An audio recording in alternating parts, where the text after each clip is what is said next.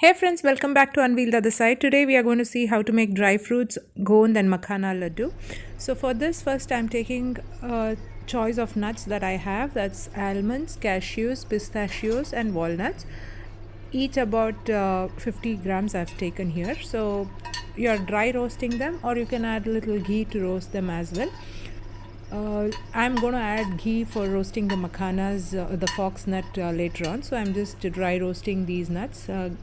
Roast it really well so that the raw smell doesn't stay, because you can store this laddus for a longer time if you roast the nuts really well.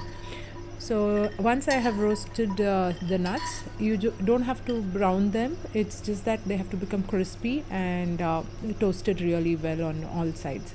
Next, those are the fox nuts that I'm going to roast, but for that I'm going to add 1 tablespoon of ghee, because this is a laddu which gives a lot of nutrients to your body, especially during the cold months. So it gives the required vitamins and nutrients that is required to keep your body warm during the cold season or the winter. I'm just roasting these fox nuts. Generally, fox nuts, when you store them, they tend to become a little squishy because of the moisture content they absorb. So once you toast them well, you don't have to use the ghee here, but I'm just using the ghee because that also adds in to your nourishment. One tablespoon for the entire set of laddus won't cause any harm. So just toast them well. As you can see, I'm going to press the makhana and see if it's turned crisp. That's when you know it's done. If it's not yet crisp, toss it a little more. Once it's done, you can remove it along with the nuts and keep it aside. Next, if you go and ask in any of the stores, you can grocery store, you get these edible gum.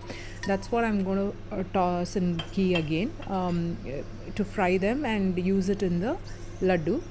This helps and aids in strengthening the backbone. That's what the elders and the people in my family have already always been telling me, so I just follow their footsteps because you know that it's definitely going to help you in the long run. So just use this, and this is one of the ingredient used in the laddus made for the postpartum or the after pregnancy for the ladies. So the new moms take in laddus, right? So which is called as the gond laddu. This is what actually helps in strengthening their back, is what I have been told.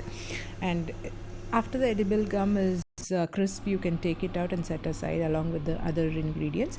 And I'm tossing 2 tablespoons of dry coconut. It is rich in fiber and definitely adds on to the nutrition value of this laddu.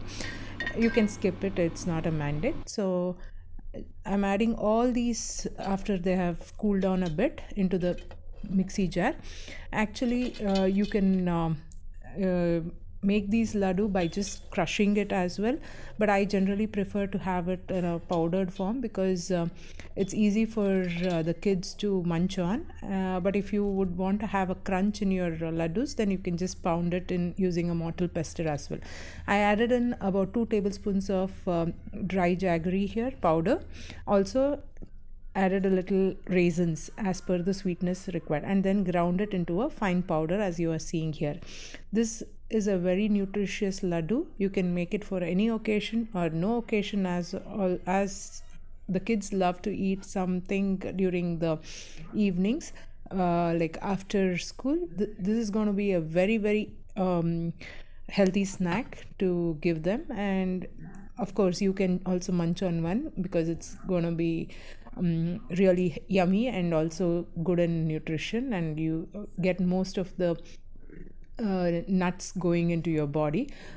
Other options that you can add into this is to make it even more healthier and to get more of omega fats. You can add in flax seeds or chia seeds also. Subscribe to my channel for more such healthy recipes. Please like, share and comment.